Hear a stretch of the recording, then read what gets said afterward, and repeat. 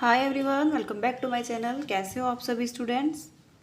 बच्चों, last video में हमने क्या पढ़ा था? सोल्यूबिलिटी और उसके बारे में। और आज उसी के अंदर एक टॉपिक था हेनरीज लॉ, जिसको हम अच्छे से एक्सप्लेन करने वाले हैं। तो हेनरीज लॉ क्या होता है, चलिए बिना टाइम वेस्ट करे पढ़ते हैं। तो सबसे पहले बेटा, हेनरी लॉ मैंने आपको कल थोड़ा सा बताया कि जब हम किसी भी सॉल्वेंट में गैस को डिसॉल्व करते हैं, तो जब हम उस पर प्रेशर लगाते हैं तो ऐसे ऐसे गैस जो होती है वो डिसॉल्व होना स्टार्ट कर देती है। यानी कि जितना ज़्यादा प्रेशर उतना ज़्यादा सोल्यूबल। तो देखो यहाँ पर मैंने एक छोटा सा डायग्राम बनाया कि ये कोई वाटर है और इसमें हमने गैस रखी, मतलब डिज़ोल्व करने की कोशिश की, और उस पर हमने पिस्टन लगाने के बाद में उस पर प्रेशर लगाया। मान लीजिए मैंने यहाँ पर थोड़ा सा प्रेशर लगाया, ठीक है। उसके बाद मैंने दोबारा से क्या किया, उस पर प्रेशर बढ़ाना स्टार्ट कर दिया। पहले थोड़ा प्रेशर लगाया, फिर उसके बाद में प्रेशर ज़्यादा ज़्यादा ज़्यादा बहुत ज़्यादा प्रेशर लगा दिया। तो हमने क्या देखा कि जब प्रेशर कम था तो जो गैस की सोल्युबिलिटी थी वो बहुत कम थी, लेकिन जैसे जैसे प्रेशर बढ़ा तो गैस की सोल्युबिलिटी जो होगी वो वाटर के अंदर बहुत ज़्यादा डिसॉल्व हो गई। अब देखिए यहाँ पर सोल्युबिलिटी कितनी है और यहाँ पर सोल्युबिलिटी कितनी कितनी है। तो सीधी सी बात ये है कि जब हम किसी भी पार्शियल प्रेशर लगाते हैं, किस पर, किसी भी गैस का पार्शियल प्रेशर लगाते हैं, तो हमारी जो सोल्युबिलिटी होती है वो प्रोपोर्शनल हो जाती है। तो सीधी सी डेफिनेशन क्या है कि the partial pressure of the gas in vapour phase यानी कि P is proportional to the mole fraction of gas, जिसको सोल्युबिलिटी भी बोलते हैं, ठीक है। तो इसको हम हेनरीज लॉ बोलते हैं। अगर इसके हम फॉर्मूले की बात करें तो P प्रोपोर्शनल टू KX हो जाएगा, जहाँ पर P क्या है, पार्शियल प्रेशर है, X क्या है, मोल फ्रैक्शन है, और यहाँ पर KH क्या है, हेनरी कांस्टेंट है। ये क्वेश्चन कर लिया जाता है कि what is KH in Henry's law, ठीक है। तो हेनरी लॉ क्या है, हेनरीज लॉ कांस्टेंट है, ठीक है। अब एक चीज़ और बेटा आपको ध्यान रखनी है, तो हमारा जो ये P इक्वल्स टू KHX है, P इक्वल्स टू KHX से हमें एक चीज़ पता चलती है कि अगर हम हेनरीज लॉ कांस्टेंट निकालें तो यहाँ पर हमारा क्या बन जाएगा, P by X equals to KH, right. अब अगर हम इसको KX इसको इधर लेके चले जाएं तो होगा क्या, यहाँ पर क्या बचेगा, KH इक्वल्स टू 1/x। ये चीज़ आपको समझ में आ रही है। तो अब देखो जो हमारा हेनरी कांस्टेंट है, x मतलब सोल्युबिलिटी, सोल्युबिलिटी के जो है वो एंटी प्रोपोर्शनल है, समझ में आ रहा है। यानी कि अगर हम KH यानी कि हेनरी कांस्टेंट बढ़ेगा तो उसकी जो सोल्युबिलिटी है यानी x है वो क्या होगी, डिक्रीज होगी, और अगर हेनरी कांस्टेंट घटेगा तो उसकी सोल्युबिलिटी क्या होगी, वो इंक्रीज होगी।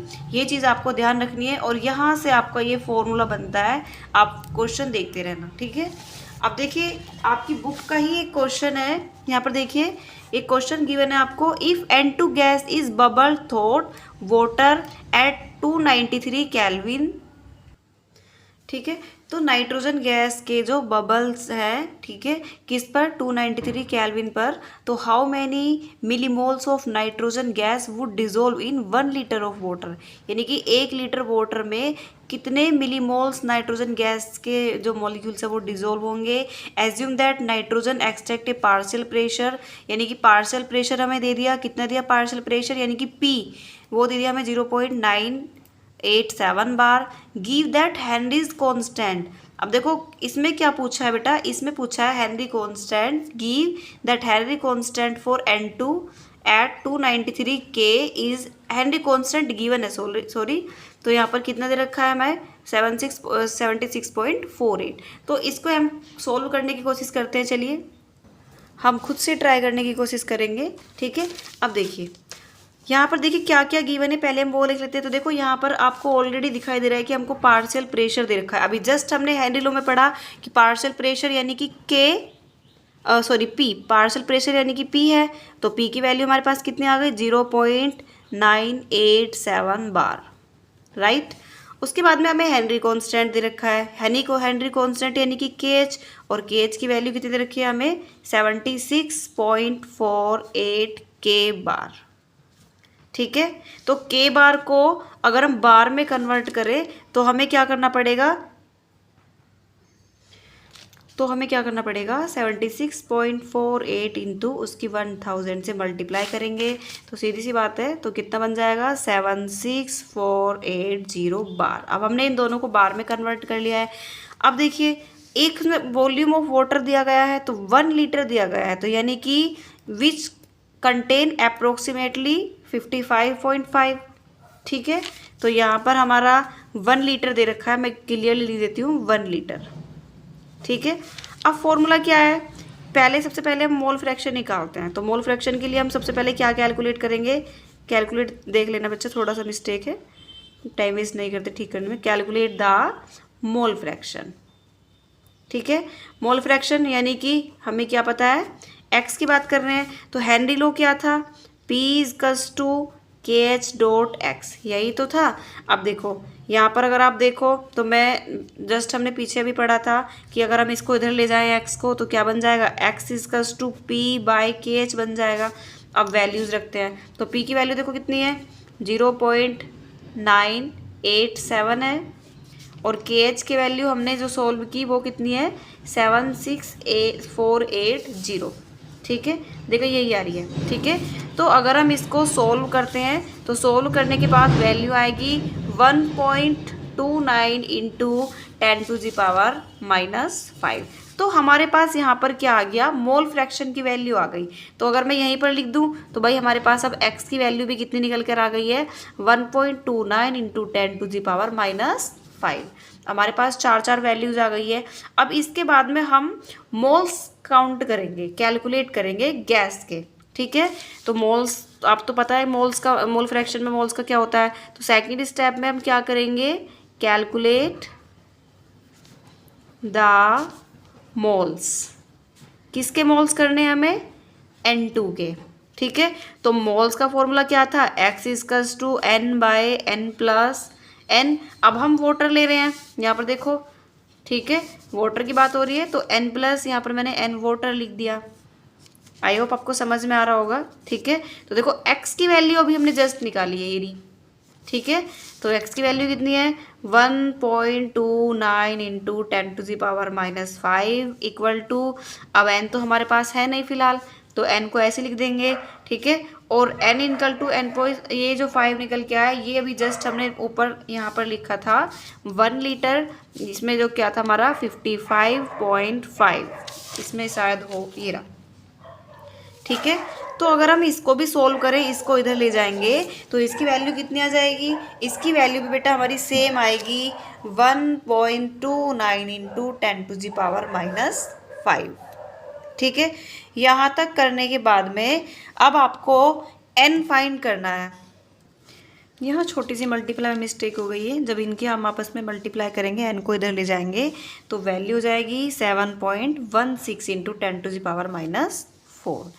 अब हम मिली मोल्स को कन्वर्ट करेंगे। ठीक, इसको तो हम इसको किस में कन्वर्ट करेंगे, कन्वर्ट इनटू मिली मोल्स। ठीक है, तो इसमें क्या करना पड़ेगा, मिली मोल्स में कन्वर्ट करने के लिए हम उसकी 1000 में मल्टीप्लाई करते हैं। तो हमारी लास्ट वैल्यू क्या आई थी, 7.16 इंटू 10⁻⁻4, और इसके हम किस में मल्टीप्लाई कर देंगे, 1000 में। देखो यहाँ पर ये रहा 1000 मोल में कन्वर्ट करने के लिए, तो आपकी फाइनल वैल्यू आ जाएगी 0.716 मोल। ठीक है, आई होप बेटा आपको न्यूमेरिकल समझ में आ गया होगा। सबसे पहले हेनरी लॉ की बात की गई है, तो हमारे पास हेनरी लॉ में जो जो भी होता है हम उनकी वैल्यूज़ फाइंड करने की कोशिश करते हैं कि भाई KH है, P है क्या नहीं है। तो जैसे हमने देखा कि हमारे पास P था और KH था तो हमने हेनरी लॉ लगाया। ठीक है, तो हेनरी लॉ क्या था, P इक्वल्स टू KHX था, तो x हमने इधर कर दिया, इसको हम इधर ले गए, वैल्यूज़ रखी, तो हमारे पास यहाँ पर x की भी वैल्यू आ गई। अब हमारे पास x की भी वैल्यू थी, KH की भी वैल्यू थी, P की भी वैल्यू थी, इन तीनों की वैल्यू हमारे पास आ गई। ठीक है, उसके बाद में हमें ये लिखा हुआ है as 1 litre of water contain. अब 1 लीटर ऑफ वाटर कंटेन कितने में बना हुआ है, 55.5 मोल ऑफ इट। तो therefore if n present number of moles की बात हो रही है, तो n present number of moles, तो N2 इन सॉल्यूशन। तो यहाँ पर x की वैल्यू क्या हो जाएगी, मोल फ्रैक्शन की बात हो रही है तो मोल फ्रैक्शन का फॉर्मूला आपको पता है, moles of by total moles. तो n equals to n mole by, ये हमारा इसका वाटर का आ गया। तो इन सबको सोल्व करके हमारे पास ये वैल्यू आ गई। ठीक है, तो इसको अब हम n को इधर ले जाएंगे, इस वैल्यू को करेंगे तो हमारे पास कितनी आ जाएगी, ये आ जाएगी। और फिर इसको हम मिलीमोल्स में कन्वर्ट करेंगे तो 1000 से मल्टीप्लाई कर देंगे तो हमारे पास आंसर निकल के आ जाएगा। ठीक है, आई होप बच्चों आपको वीडियो अच्छी लगी होगी। अगर आपको वीडियो अच्छी लगी तो प्लीज़ चैनल को लाइक शेयर और सब्सक्राइब करें। नेक्स्ट वीडियो में हम पढ़ेंगे कोलिगेटिव प्रॉपर्टी, जो कि मोस्ट इंपॉर्टेंट है। और कोलिगेटिव प्रॉपर्टी से बच्चों हर बार क्वेश्चन आता है, भर के क्वेश्चन आते हैं, तो कोलिगेटिव प्रॉपर्टी को मिस ना करें, अच्छे से देखें, बहुत ही इंटरेस्ट के साथ में हम पढ़ेंगे इसको। Thank you.